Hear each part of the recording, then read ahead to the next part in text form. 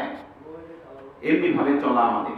কিন্তু নেতৃত্ব দেওয়ার জন্য একজন বলিষ্ঠ কণ্ঠস্বর, একজন সেই রকম পুরুষ, অনেকে বলে মহাপুরুষ, অনেকে বলে কাল পুরুষ, সেরকম লাগে। উনি আমাদের বঙ্গবন্ধু শেখ মুজিবুর রহমান টঙ্গিপাড়া, সেই বাল্যকালের ছোট শিশুটি আস্তে আস্তে দেশের নেতৃত্ব দিয়ে এ বিশ্বকে বিশ্ব নেতাতে পরিণত হয়েছেন। আমরা চিরকৃতজ্ঞতা। সেই শৈশবের ছেলে বঙ্গবন্ধু শেখ মুজিবুর রহমান, সে চেয়েছিল এই সোনার বাংলাকে স্বাধীন করে, এই সোনার বাংলাকে আরো রূপান্তরিত করে বিশ্বের উন্নত মডেলের হিসেবে করতে। কিন্তু কিছু আলবদর, আলফান্স, রাজাকার তাকে নিঃসঙ্গভাবে ৭৫-এর কালো রাত্রে হত্যা করেছে। তাই বলে কি আমাদের বঙ্গবন্ধু সৈনিকরা মরে গেছে? অবশ্যই মরে যায়নি। বঙ্গবন্ধু সৈনিক এখনো জীবিত আছে, আরো উজ্জীবিত হয়েছে। তার কন্যা, তার তনয়া, বারবার ৩বারের প্রধানমন্ত্রী, বাংলাদেশের সফল প্রধানমন্ত্রী, মাদার অফ হিউম্যানিটি, জননেত্রী মাননীয় শেখ হাসিনার নেতৃত্বে বাংলাদেশ চলে যাবে 2041-এর রোল মডেল হিসাবে। আর আমাদের বঙ্গবন্ধু শেখ মুজিবুর রহমান ফাউন্ডেশন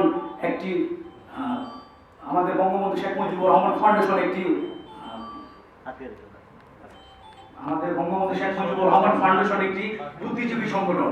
এই সংগঠন বঙ্গবন্ধু সৈনিক কারিগর সৃষ্টি করার সংগঠন। তাই আমরা আসুন সবাই ঐক্যবদ্ধভাবে বঙ্গবন্ধুর রূপান্তরিত সোনার বাংলাকে আরো এগিয়ে নিয়ে যাই।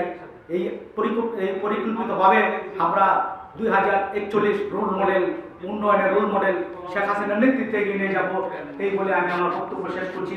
জয় বাংলা, জয় বঙ্গবন্ধু, জয় হোক বঙ্গবন্ধু শেখ মুজিবুর রহমান ফাউন্ডেশন কেন্দ্রীয় কমিটি, মহানগর উত্তর ও দক্ষিণ সাধারণ সম্পাদক, ঢাকা মহানগর উত্তর, আমাদের শেখ মুজিবুর রহমান। যাক, আমি বেশি কথা বলবো না। আমরা একটি সংগঠন, বঙ্গবন্ধু শেখ মুজিবুর রহমান ফাউন্ডেশন, যার নামের ভিতরে আমরা অনেক কিছু খুঁজে পাই।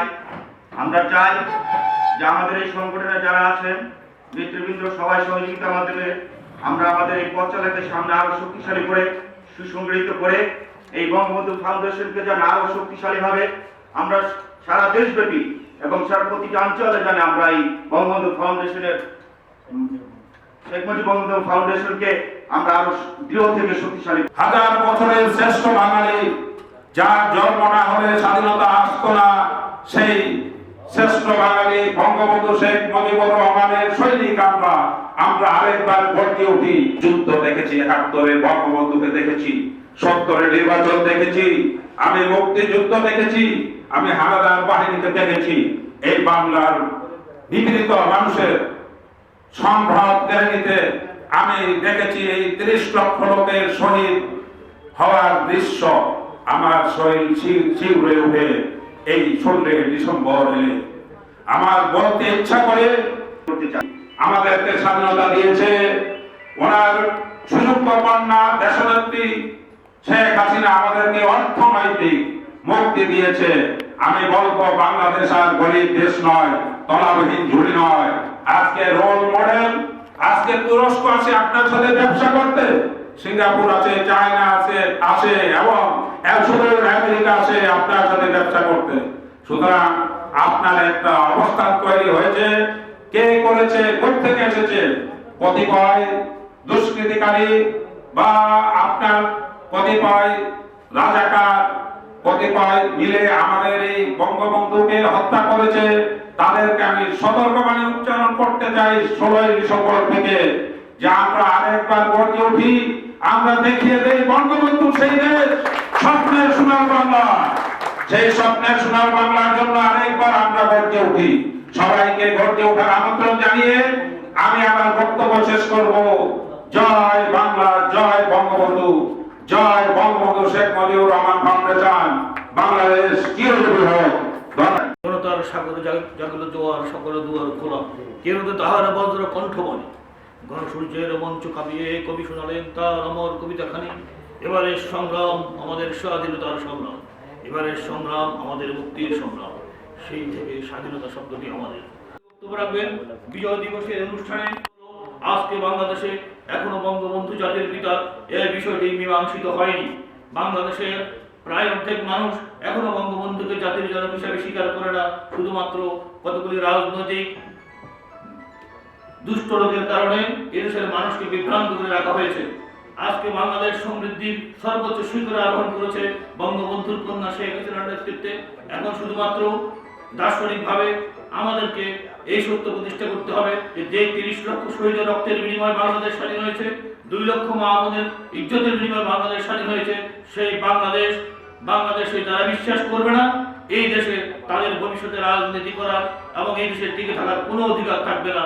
এভাবেই আমরা এই জাতিকে সামনে নিয়ে বঙ্গবন্ধুর কন্যা শেখ হাসিনার নেতৃত্বে বঙ্গবন্ধুর চির আরাধ্য সোনার বাংলা প্রতিষ্ঠা করব। যেদিন বঙ্গবন্ধুর চির আরাধ্য সোনার বাংলা প্রতিষ্ঠিত হবে সেদিন আমাদের সংগ্রাম শেষ হবে এবং বাংলাদেশ আরেকটি ধারায় আরেকটি ডাইমেনশনে প্রবেশ করবে। সেই দিনের জন্য আমাদের লড়াই করতে হবে এবং বঙ্গবন্ধু শেখ মুজিবুর রহমান ফাউন্ডেশন সারা বাংলাদেশে বঙ্গবন্ধুর আরাধ্য সোনার বাংলা প্রতিষ্ঠা করার জন্য সোনার মানুষ সৃষ্টি করার জন্য অঙ্গীকার নিয়ে কাজ করে যাচ্ছে। ইনশাআল্লাহ আমরা সবাই এই দেশে বঙ্গবন্ধু কন্যা শেখ হাসিনার নেতৃত্বে সোনার বাংলা প্রতিষ্ঠা করব। এই আশা বিশ্বাস থেকে আপনাদেরকে সকলকে শুভেচ্ছা জানিয়ে আমার বক্তব্য শেষ করছি। জয়। কারণগুলো আমরা যদি মনে প্রাণে ধারণ করি এবং সেগুলোকে একত্রিত করে সংরক্ষণ করা যায় এই বঙ্গবন্ধু শেখ মুজিবুর রহমান ফাউন্ডেশনের উদ্যোগে, তাহলে আমি মনে করব আমাদের এই কষ্ট সার্থক হয়েছে।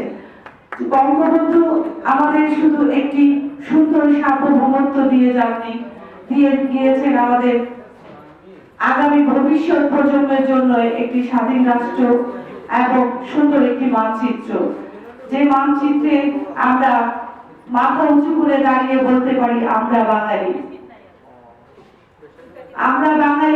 আমরা স্বাধীন দেশে স্বাধীন রাষ্ট্রে বাস করছি।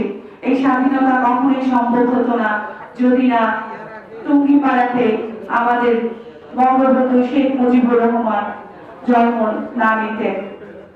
আমরা ভাগ্যবান, তার মতো একটি জাতির পিতা পেয়েছি।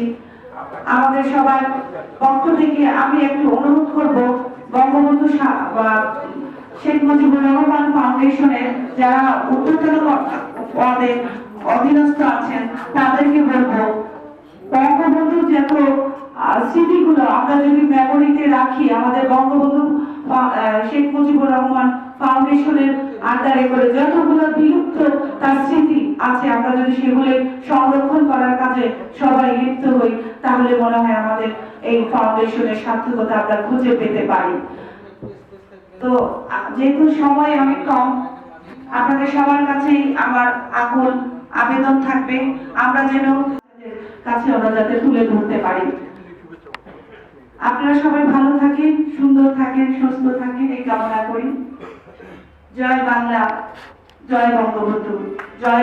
এই প্রোগ্রাম করার জন্য আমি দেখলাম ঢাকা উত্তর দক্ষিণ এবং জেলার যারা আছেন ওনারা অক্লান্ত পরিশ্রম করে আজকের এই প্রোগ্রামটা সেট করেছেন। তো আরো আসলে যারা এই আয়োজন করেছে তাদেরকে অনেক ধন্যবাদ। যারা আমাদের সভাপতি, সাবেক সভাপতি, আমাদের সিনিয়র যারা নেতা নেতৃবৃন্দ আছেন তাদেরকে সবাইকে মানে ধন্যবাদ জানাই প্রোগ্রামটা সেট করার জন্য। তো আমি আর বেশি কিছু বলতে চাচ্ছি না, সবাই ভালো থাকবেন, সুন্দর থাকবেন এবং শেষ পর্যন্ত আমাদের প্রোগ্রামটা দেখে যাবেন। জয় বাংলা, জয় বঙ্গবন্ধু, বাংলাদেশ দীর্ঘজীবী হোক। দক্ষিণ ঢাকা জেলাকে, কারণ 16ই ডিসেম্বর পরবর্তী এটা একটি মিলন মেলা এবং সেই মহামানবের কারণে আমাদের আজকের এই মিলন মেলা, যিনি না হলে এই দেশের জনপদে স্বাধীনতা আসতো কিনা সন্দেহ, আমার মনে হয় আসতো না। অনেকে অনেক কথা বলে, অনেকে আমাদের অনেকে জ্ঞান পাপী আছে যে বলে বঙ্গবন্ধু ভাস্কর্যের কি দরকার। আরে 75 থেকে 21 বছর বঙ্গবন্ধুর নাম উচ্চারণ করাই তো পাপ ছিল এই দেশে। আমাদের মনে আছে, আমি বরিশাল মেডিকেলের ভিপি ছিলাম, আমাদের মনে আছে আমরা বঙ্গবন্ধুর ভাষণ প্র্যাকটিস করতাম গভীর রাতে, রাত 3টা-4টায় টেবিলের উপর চেয়ার উঠিয়ে তার উপরে উঠে ভাষণ প্র্যাকটিস করতাম। এটা একদিন লিক হয়ে গেল। তৎকালীন ছাত্রদল আর ওরা সব একসাথে ছিল, ছাত্রদল, শিবির, জাসদ সম্মিলিতভাবে অ্যাটাক হলো আমাদের। যাই হোক, সেই দিন এখন আর নাই, আর সামনে যে সেই দিন আসবে না এর কিন্তু নিশ্চয়তা নেই। কাজেই সবাইকে সাবধান হতে হবে। আপনার আমার আশেপাশে যে সমস্ত হাইব্রিড আছে তাদেরকে আমরা নির্মূল করব। আমরা অনেক হয়তো একটি পলিটিক্স এখানে করতে পারেন নাই, তাতে কি রক্তে বঙ্গবন্ধুকে ধারণ করেন তাহলেই হবে, তাহলেই আপনি সোচ্চার হতে পারবেন, আপনি অন্যায়ের বিরুদ্ধে প্রতিবাদী হতে পারবেন। আর এই উদ্দেশ্যেই আমাদের এই প্ল্যাটফর্ম। এটাকে অনেকে অনেক কথা বলেছেন, বুদ্ধিজীবী সংগঠন, অনার্সবাদী, আমি বলবো এটা প্ল্যাটফর্ম আমাদের। যে ব্যক্তির নামে এরকম ইতিহাস নাই, অনেকে ইতিহাস বিকৃতি করেন, বঙ্গবন্ধু যুদ্ধ করেন নাই। একজন ব্যক্তির নামে দেশ স্বাধীন হয়েছে, বিশ্ব রাজনীতিতে এরকম উদাহরণ যদি কেউ দেখাতে পারেন তাহলে আমাদের আর বলার কিছু থাকবে না। সেই যে ক্যারিশমাটিক নেতৃত্ব, যিনি আমাদের ধাপে ধাপে স্বাধীনতার সূর্যকে চিনিয়েছেন, ধাপে ধাপে ভাষা আন্দোলন থেকে শুরু করে সেই ৬৬ ৬ দফা, উনি যখন ৬ দফা দিয়েছেন কেউ সাপোর্ট করে নাই ওনাকে, ইভেন মাওলানা ভাসানী পর্যন্ত ৬ দফা সাপোর্ট করেন নাই। আপনারা ইতিহাস ঘেটে দেখবেন অনেকেই আমাদের বঙ্গবন্ধুকে সাপোর্ট করে নাই। একমাত্র জাতীয় নেতৃবৃন্দের মধ্যে আমাদের যে মহান নেতা হোসেন শহীদ সোহরাওয়ার্দী শুধুমাত্র ওনাকে সাপোর্ট করতেন। কাজেই আমি আর বক্তব্য বাড়াবো না। সেই যে মহান ব্যক্তির নামে যে আমাদের সংগঠন, এই ব্যক্তির নামে সংগঠন করার সৌভাগ্য অনেকেরই হয় না। কাজেই এই সংগঠনকে যদি হৃদয়ে ধারণ করেন, ওই মহান ব্যক্তিকে হৃদয়ে ধারণ করা হবে। কাজেই এই সংগঠনকে আমরা বাংলার আনাচে কানাচে ছড়িয়ে দিতে পারবো এবং আমরা উদ্দীপ্ত কণ্ঠে বলতে পারবো জাতির পিতা বঙ্গবন্ধু শেখ মুজিবুর রহমান। জাতির পিতা কেউ মানুক বা না মানুক, উনি আমাদের জাতির পিতা। সবাইকে ধন্যবাদ। আশা করি শেষ পর্যন্ত সবাই থাকবেন। জয় বাংলা, জয় বঙ্গবন্ধু, বাংলাদেশ চিরজীবী হোক, জয় হোক শেখ হাসিনা। এক এবং অভিন্ন উদ্দেশ্য নিয়ে আমরা কাজ করি। আজকে এই যে বঙ্গবন্ধু শেখ মুজিবুর রহমান ফাউন্ডেশন, এটি সত্যিই একটি প্ল্যাটফর্ম। বিভিন্ন শ্রেণী পেশার মানুষদের সমন্বয়ে বঙ্গবন্ধুর যে কাজ, বঙ্গবন্ধুর যে চিন্তা, যে চিন্তায় নিয়ে বঙ্গবন্ধু দেশ স্বাধীন করেছেন, যে চিন্তার শক্তির উপরে যে ভীষণ নিয়ে বঙ্গবন্ধুর কন্যা জননেত্রী শেখ হাসিনা বাংলাদেশ পরিচালনা করছেন, আমাদের সকলের একই উদ্দেশ্য এবং একই আদর্শ এই ধারাবাহিকতাকে অব্যাহত রাখা। 1975-এর পরে জাতির জনক বঙ্গবন্ধুকে হত্যার মধ্য দিয়ে যে ইতিহাসকে কলঙ্কিত করা হয়েছিল, বাংলাদেশের উন্নয়ন এবং ভাগ্যের চাকাকে সেদিন ঘুরে দেওয়া হয়েছিল। আবার 1996 সালে বঙ্গবন্ধুর কন্যা রাষ্ট্রের ক্ষমতায় অধিষ্ঠিত হয়ে আমাদের সকলকে আবার আশান্বিত করে এই বাঙালি জাতির ভাগ্যের চাকাকে তিনি ঘুরিয়ে দিয়েছেন। মাঝখানে 5টি বছর এবং একটি অবৈধ সরকারের তত্ত্বাবধানে আমরা 2 বছর 7টি বছর আবার হারিয়েছিলাম। না হয় ঠিকই আজকে স্বাধীনতা এই রজত জয়ন্তীতে বাংলাদেশ পৃথিবীর উন্নত রাষ্ট্রের মধ্যে মর্যাদা পাওয়ার মতো সকল কাজ মাননীয় নেত্রী শেখ হাসিনার মধ্য দিয়ে আমরা সমাপ্ত করতে পারতাম।